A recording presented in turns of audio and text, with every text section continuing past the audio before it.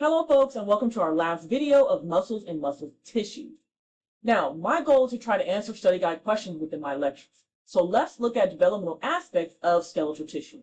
Now, all muscles and much of the skeletal system come from the mesoderm germ layer.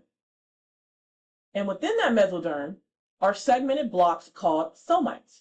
And we can even see a visual here that's in your text. You can see the mesoderm is going to be that middle layer here. You call it out. And of course, you can have segmented blocks called somites. And those somites further divide into three parts. So you have one part, two part, three parts. And those three parts are going to be the myotome, the sclerotome, and the dermatome. Now the myotome is going to form skeletal muscle. That's the purpose of it. Whereas the sclerotome is going to form vertebrae and ribs, and the dermatome is going to give rise to the dermis of the skin. And this organization helps us see how early embryonic tissue was already set up to produce the main systems of support, movement, and protection of the body.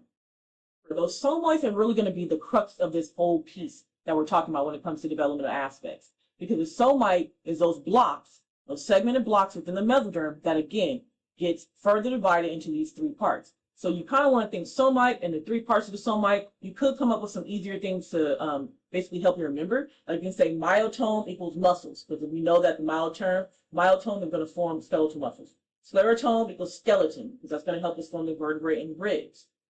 Dermatome equals dermis. Or you can just have something that's simple, say that my muscle, myotome muscles, scleroskeleton, sclerotome skeleton, derma, dermis. And that's going to mean dermatome, dermis. Okay? So whatever way it's going to help you remember, this is a little piece of the study guide, but I just want to make sure we talk about it just to help you as you're going along.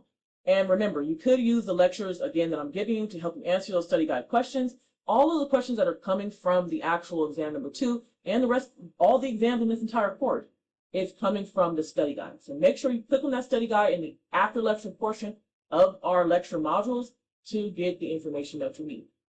And to, again, help you out, I do answer study guide questions, majority of all of them, inside of my lectures to make it easier for you not have to do triple or double the work. All right, folks, see you in the next video for the next chapter. Bye-bye.